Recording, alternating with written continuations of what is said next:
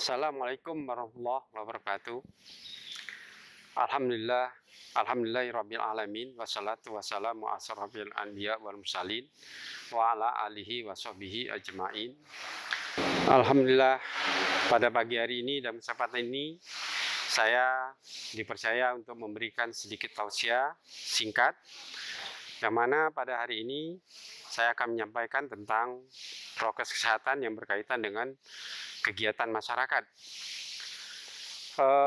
Saudara-saudara sekalian, sekarang ini Sumatera Utara sudah termasuk daerah yang menerapkan PPKM, di mana ada 8 daerah sekarang ini sudah menjadi daerah PPKM, 8 kabupaten yang sudah jadi daerah PPKM,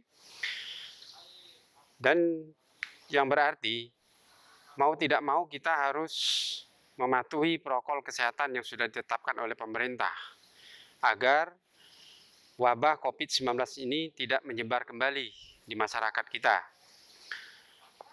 Nah, antara lain kita tetap mematuhi jaga jarak, selalu memakai masker, kemudian selalu mencuci tangan.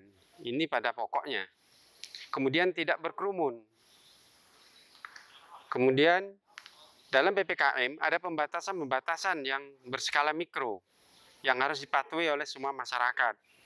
Antara lain kegiatan-kegiatan masyarakat yang mengundang untuk berkerumun itu harus dibatasi dan wajib kita patuhi. Inilah salah satu ikhtiar kita untuk mencegah wabah. Dan ingat, wabah ini juga adalah juga kehendak dari Allah sebagai ujian bagi kita sebagai umat manusia, yang mana mungkin kita sudah banyak melupakan apa yang diperintahkan, maka ini kita kembalikan. Ya, mudah-mudahan dengan adanya wabah ini menyadarkan pada kita bahwa kita manusia ini adalah kecil, makhluk yang kecil, bukan kita serba bisa, serba maha. Yang maha hanya Allah saja. Di samping itu juga di dalam pertemuan-pertemuan kita hindari untuk bersentuhan, karena salah satu penyebaran dari COVID ini adalah sentuhan-sentuhan yang tanpa kita sadari. Dengan sentuhan itu kita akan memegang muka kita, mungkin kita memperbaiki masker, di sana sudah ada virus itu akan masuk ke tubuh kita. Nah, ini juga harus dicegah, maka itu patuhi. Ya, ini juga kewajiban agama kita dalam Islam. Kita harus selalu berikhtiar untuk menghindari segala wabah yang ada. Tapi bukan dengan menentang wabah itu. Kenapa? Karena wabah itu ada juga takdir Allah. Takdir Allah itu harus kita, ya kalau patut kita hindarilah dengan menempuh takdir yang lain. Ya, inilah yang disunahkan kepada kita.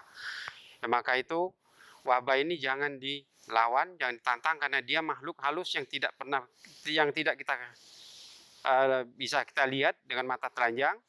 Namun dampaknya sudah kita lihat sendiri. Dari sisi ekonomi kita sudah melihat banyaknya pengangguran sekarang, banyak yang PHK, banyak yang perusahaan-perusahaan tutup, banyaknya usaha-usaha masyarakat yang tidak berjalan dengan baik. Contohnya transportasi yang dulunya ramai sekarang pada sepi, sehingga para sopir untuk mendapatkan nafkah itu sangat sulit. Nah, inilah salah satu. Jadi sadarilah bahwa ini jangan berlangsung terlalu lama. Harusnya secepat mungkin kita hindari ini, kita hilangkan dari bumi Indonesia. Nantinya ada vaksin yang akan dilakukan oleh negara kepada semua masyarakat, maka ikutlah vaksin itu, ikutilah, tidak ada masalah. Vaksin ini adalah menyelamatkan kita dari wabah COVID-19 ini. Dengan adanya vaksin, daya tahan tubuh kita dalam melawan virus ini itu lebih kuat, dan penyebarannya pun dapat kita hindari. Ini yang harus dilakukan.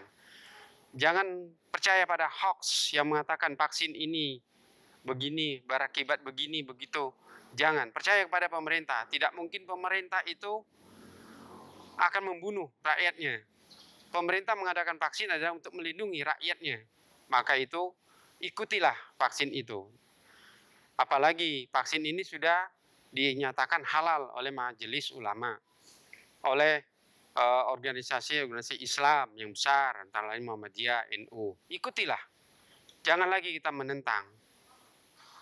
Demi keselamatan kita dan keluarga kita, ingat, selamatkan diri kita dan keluarga kita dari api neraka. Maka itu, ini salah satu cara kita untuk menyelamatkannya. Selamatkan lebih dulu. Kita jangan termakan hoax. Hoax itu banyak fitnahnya. Fitnah jangan dipercaya. Justru fitnah itu harus kita hindari. Karena dengan fitnah itu membuat kita menjadi pecah belah, saling menuduh dan saling mengejek, saling menghina, yang dampaknya adalah akan timbul konflik di antara kita sesama kita yang berakibat ketidakpercayaan masyarakat pada pemerintah. Ini yang harus kita hindari. Ingat, pemerintah tetap akan melindungi rakyatnya dan tidak mungkin pemerintah itu akan membunuh rakyatnya. Patuhi dengan baik semua perintah dari pemerintah tentang protokol kesehatan ini, terutama untuk menghadapi COVID-19. Dan ingat, ekonomi kita harus berjalan, namun prokes tetap juga berjalan. Ekonomi, masyarakat melaksanakan kegiatan ekonomi, silakan, tapi tetap mematuhi protokol kesehatan. Ya, kalau itu rumah makannya tidak dibuat penuh. Ya, tempat duduknya mungkin semula berisi untuk 40 tempat duduk, mungkin sekarang diisi cukup 15 saja. Mungkin lebih baik masyarakat itu membeli makanannya dengan membawa pulang ke rumah dan makan di rumah. Itu mungkin lebih baik. Kalau tempat pesta-pesta, usahakan tempat pesta tidak melaksanakan prasmanan. Kenapa? Karena dengan prasmanan itu banyak berkerumun, sehingga di samping sambil mengambil makanan, nanti kadang-kadang sambil bicara, yang mungkin droplet atau percikan air liur saat bicara itu masuk ke makanan atau hinggap ke tempat kawan yang lain, tempat lawan bicara. Ini juga harus dihindarkan. Maka itu lebih baik kalau Pak Pesta itu melakukan makanan dengan cara yang sudah dikemas, mungkin dalam kotak atau dalam bungkusan. Itu lebih baik supaya tidak terjadi kerumunan. Kemudian pembagian makanan juga tidak dilakukan, ya, tidak mengambil sendiri, tapi kalau bisa diantarkan supaya prokes kesehatan tetap berjalan. Jadi kegiatan kita tidak terhalang dengan adanya prokes kesehatan ini. Ini yang harus diperhatikan. Kemudian juga ekonomi, silakan aja ada kegiatan ekonomi, perhatikanlah. Kalau Pak sopir misalnya membawa kendaraannya, kendaraan itu biasa berisi 20 orang, mungkin dengan ada prokes ini mungkin 7 orang sudah cukup. Yang penting bisa menghidupi kehidupan sehari-hari. Kemudian bagi yang tempat-tempat lain pun demikian, perhatikanlah, jangan dianggap sepele. Kemudian kalau meragukan, tersentuh dengan sesama kawan, jangan ribut, tapi cukup cuci tangan saja. Nggak usah saling ribut, nggak usah sentuh saya, jangan ribut. Silakan aja, tempat cuci tangan sekarang udah banyak di mana-mana. Ya cuci tangan saja selesai, nggak usah dipermasalahkan. Begitu ada ragu-ragu, ya cuci tangan segera. Ya bagi yang muslim mungkin lebih baik. Ya kalau ragu-ragu batal wudhu, ya wudhu segera. Kan itu lebih baik. Itu yang harus kita terapkan. Ya, demikian kiranya pertemuan kita pada saat ini. Semoga apa yang kami sampaikan dapat bermanfaat bagi kehidupan sehari-hari. Demikian, wassalamualaikum warahmatullahi wabarakatuh.